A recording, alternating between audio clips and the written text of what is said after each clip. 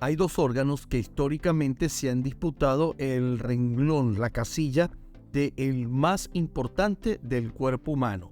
Partiendo de allí, podríamos dividir la historia de la neurociencia o incluso la medicina en dos periodos, el cardiocentrista y el encefalocentrista. La arqueología ha contribuido muchísimo con la neurociencia. Nos ha permitido descubrir, enterarnos que desde la prehistoria, desde la antigüedad, el hombre tenía un gran interés por el estudio del cerebro y el sistema nervioso. Los primeros escritos científicos de carácter formal corresponden al antiguo Egipto. Hay papiros que se han encontrado donde se habla, pero con una precisión, con una pluma, con una seriedad científica sobre el cuerpo humano, sobre el cerebro, sobre el corazón, que nos deslumbran, nos dejan impresionados en la actualidad.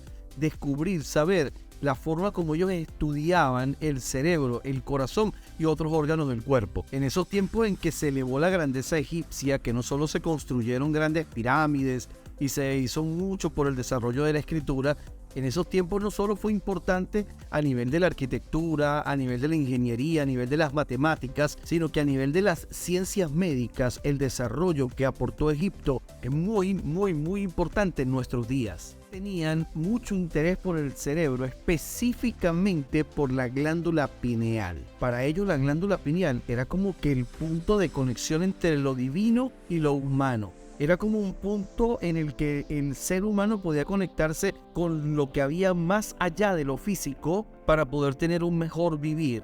En las pirámides, en los escritos, en rocas, en muchos lugares se encuentran grafitos, se encuentran jeroglíficos, se encuentran escrituras en las que ellos nos dejaron a nosotros un legado científico sobre la glándula pineal. O sea que había un interés muy grande por el cerebro. Eso se llama neurociencia.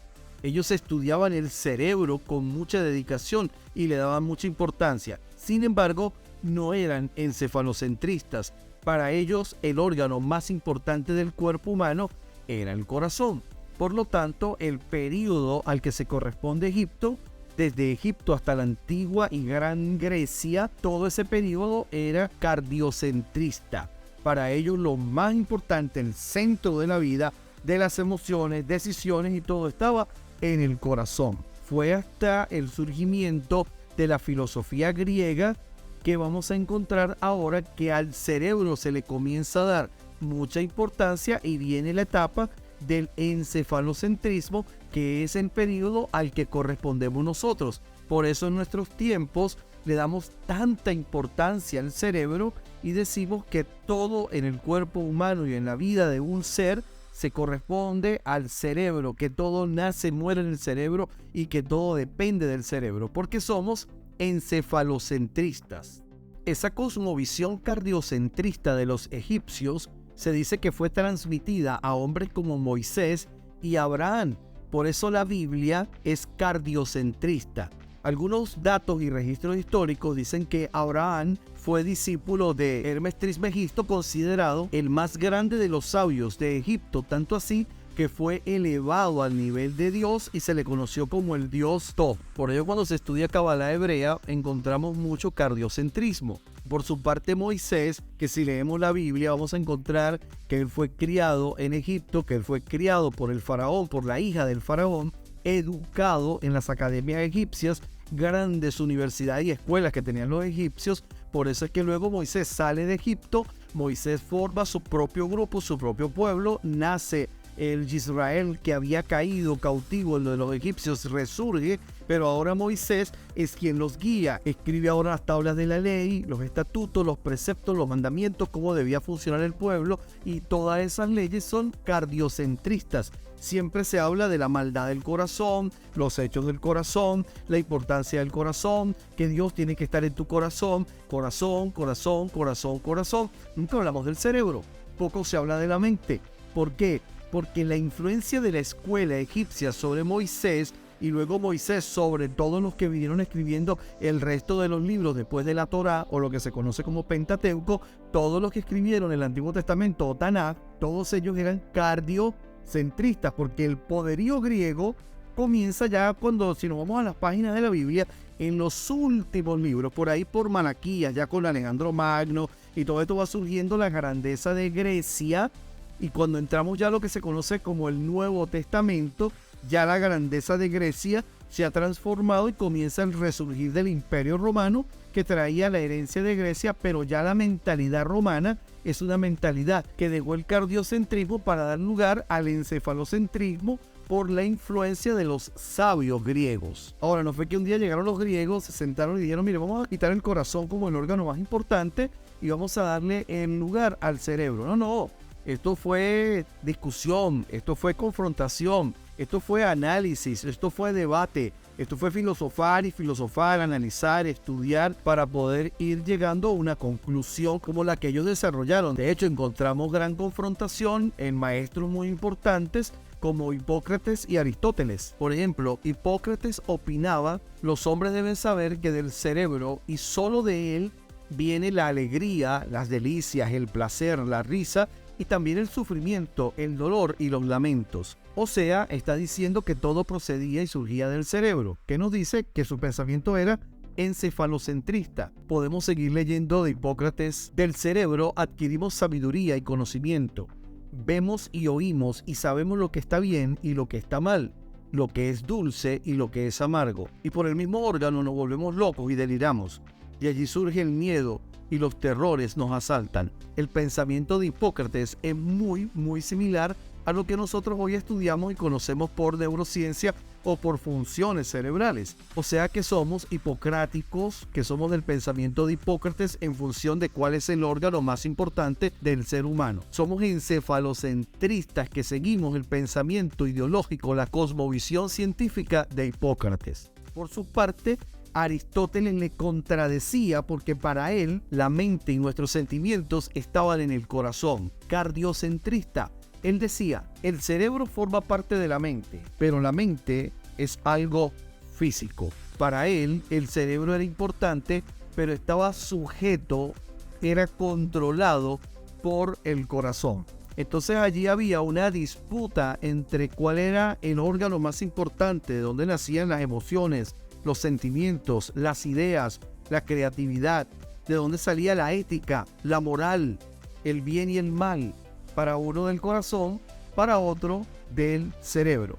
Bueno, esa disputa se fue analizando, pasaron años, hasta que llegamos al encefalocentrismo, que toma lugar, prioridad en nuestras vidas, y en ese proceso que esto está ocurriendo, está levantándose el Imperio Romano, y junto con el Imperio Romano el cristianismo. Entonces, cuando vemos el estudio de la Biblia antiguo, o sea, lo que estudiaban los judíos eran cardiocentristas, pero luego el cristianismo se convierte en encefalocentrista. Por eso es que vamos a ver una diferencia en la Biblia. Los que estudian la Biblia o los que critican la Biblia podrían decir: sí, pero miren que aquí choca, aquí hay diferencia. No, simplemente es una influencia de cosmovisión cultural, de escuela, porque un pueblo estaba simplemente relacionado a la idea cardiocentrista, luego surgió un pueblo que estaba bajo la influencia del pensamiento encefalocentrista. Por eso para el cristianismo lo más importante es la pureza del hombre en la manera de pensar, en la manera como maneja su mente, en cambiar la manera de pensar, en tener conectado el pensamiento con Dios, y ahí vamos a encontrar diferencias. Pero esto no solo ocurre en el campo religioso, sino que lo vamos a ver en el marketing, en las ventas, en las relaciones interpersonales, en todos los campos de la vida, que nosotros ya hoy estamos muy estamos en el neuromundo, estamos en el neuro ahora, estamos en el neuro todo, porque a todo le hemos puesto ya el neuro porque somos encefalocentristas. La religión ha influido muchísimo en la formación de los pueblos, en la cultura latinoamericana, por ejemplo, en la cultura europea. La religión cristiana ha influido, estamos hablando que desde más o menos el año 325 después de Cristo, que nace el cristianismo, catolicismo, y comienza a extenderse junto con el Imperio Romano, comienzan a sembrar sus raíces ideológicas y doctrinales en todo el mundo. Bueno, no solo hablaban de un Cristo, no solo hablaban de una salvación, no solo hablaban de un infierno, del pecado, de un purgatorio, sino que también se estaba transmitiendo el pensamiento, la ideología encefalocentrista. Esto trae como resultado que las culturas nos vamos formando con una visión de que el órgano más importante del ser humano es la mente, y de allí que luego comienza a creerse que las personas que no se acercan a Dios es porque en su mente habían demonios y se comienza a asociar la demencia, el insomnio, el oír voces, la esquizofrenia, se comienzan a asociar el sonambulismo, todo eso a la demonología.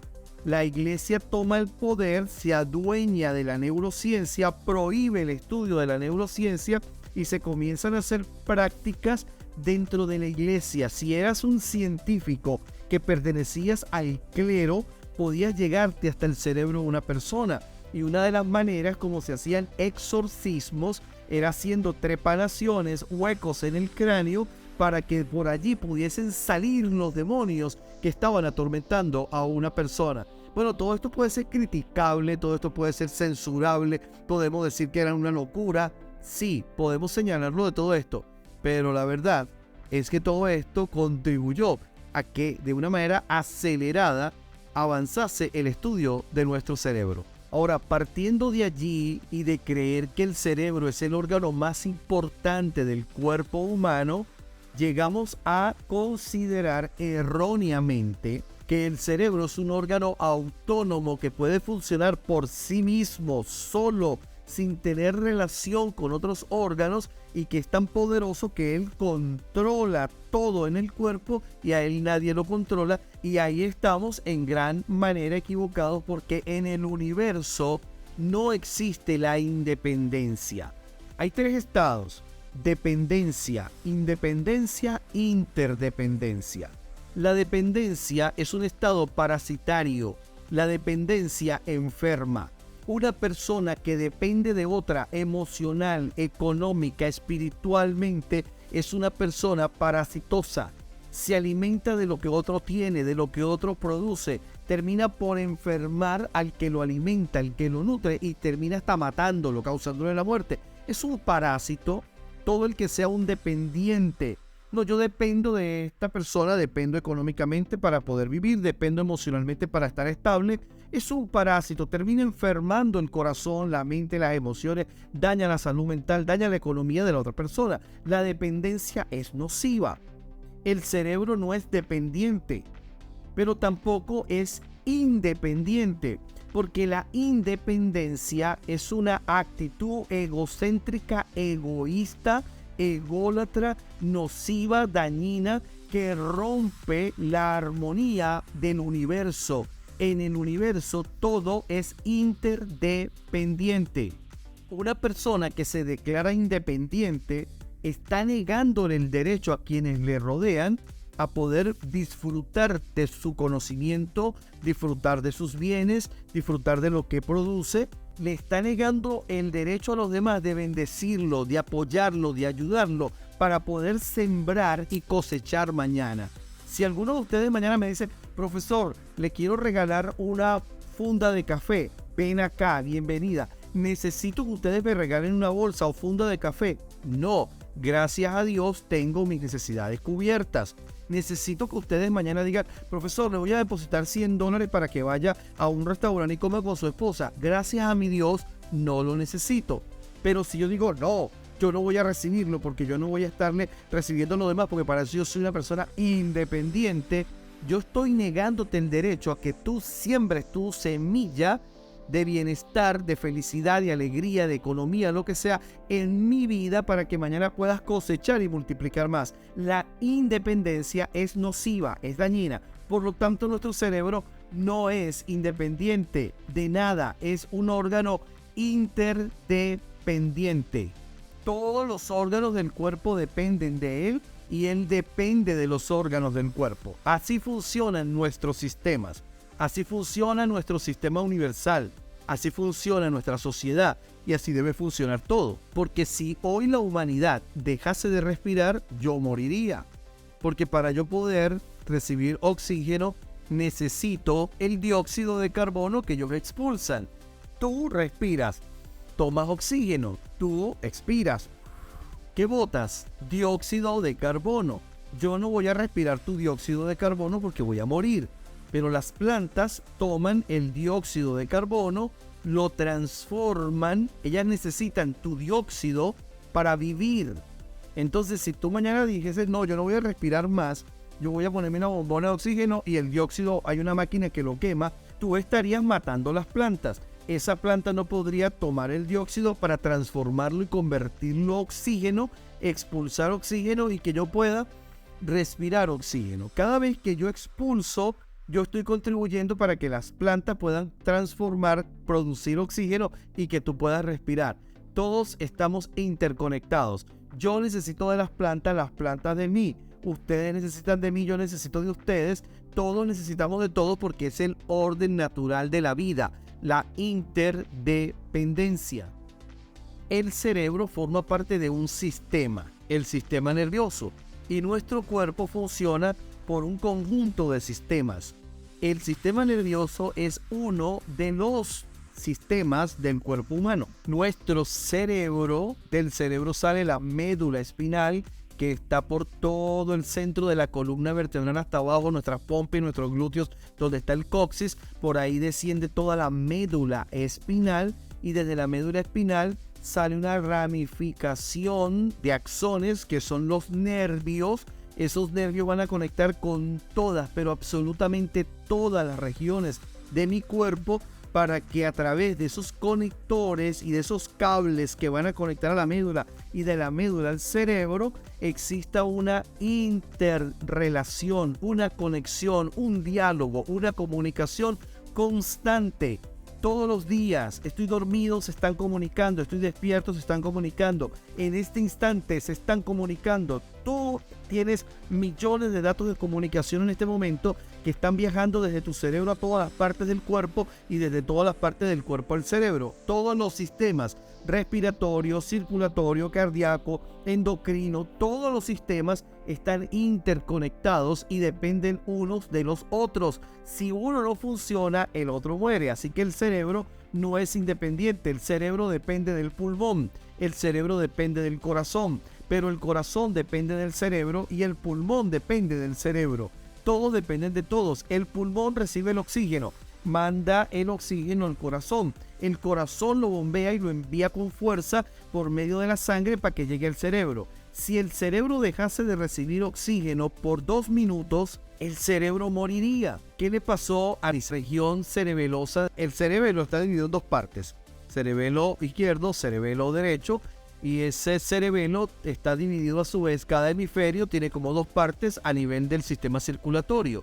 Uno de esos 2 se bloqueó, se infartó.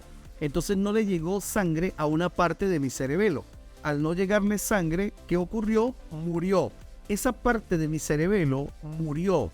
¿En qué etapa estoy? En la etapa en la que estoy trabajando y esperando que se genere neuroplasticidad para que la parte sana restaure, regenere la dañada y pueda recuperar total normalidad. Pero para que esto ocurra necesita el cerebro de mi pulmón, porque mi pulmón necesita oxígeno, porque el oxígeno es lo que va a sanar esa región de mi cerebro, porque lo que dejó de llegar fue oxígeno. Entonces el pulmón lo recibe, pero el pulmón no lo puede enviar hasta allá. Necesitamos de otro sistema. El sistema respiratorio toma el aire. Necesitamos del sistema circulatorio. El corazón, que es la bomba que envía, recibe el oxígeno y ¡pum! ¡Pum! ¡Pum! Bombea y me lo va a enviar hacia el cerebelo. Bueno, va a llegar. ¿Qué ocurriría si el pulmón deja de trabajar? La sangre sigue bombeándose, la sangre llega al cerebro, pero si llega a mi cerebro sangre sin oxígeno, mi cerebro va a morir. Eso se llama hipoxia cerebral, que es cuando el cerebro, aun cuando reciba sangre, no está recibiendo oxígeno. En consecuencia, el cerebro muere. O sea que el cerebro sin el pulmón se muere. Sin el pulmón se muere. Y aunque el pulmón recibiese mucho oxígeno, si el corazón no lo envía, el cerebro muere. Entonces, cerebro depende de pulmón, cerebro depende de corazón. Si el cerebro deja de mandarle las órdenes al corazón, el corazón se para. Si el cerebro deja de mandar órdenes al pulmón, el pulmón se para y muere. Nuestro cuerpo no es independiente de ningún órgano, todos dependen de todos. El orden natural es la interdependencia. Por lo tanto, nuestro cerebro sí es el director de la orquesta, pero la orquesta necesita de todos los músicos y del director que con su batuta dirija para que todo funcione en orden. El cerebro sencillamente es el director de la orquesta, no es el órgano más importante del cuerpo. No existe un órgano más importante. Hay órganos que son extremadamente importantes y que sin ellos es imposible vivir. Son muy importantes, pero no tenemos uno más importante que otro. Así que vamos a dejar de endiosar, de idolatrar al cerebro como que fuese lo más grande que hay en el cuerpo humano. Importante, muchísimo, fascinante, en extremo. Interesante, wow, se me va la vida estudiándolo, lo amo. Pero estoy claro que también es importante el corazón. Por eso estoy escribiendo un libro que se llama Neurocorazón. También es importante el intestino delgado porque tiene una gran relación con mi cerebro, con mi corazón. Pero también es importante mi riñón, y es importante mi pulmón, y son importantes mis testículos, y son importantes mis glándulas. Es importante cada parte del cuerpo, aunque el cerebro las dirige, el cerebro necesita de todas ellas para tener un correcto funcionamiento. Cuando hablamos de conducta, muchas de nuestras conductas se manifiestan con gestos, muchas de nuestras conductas se manifiestan con acciones que involucran nuestras extremidades, manos y piernas.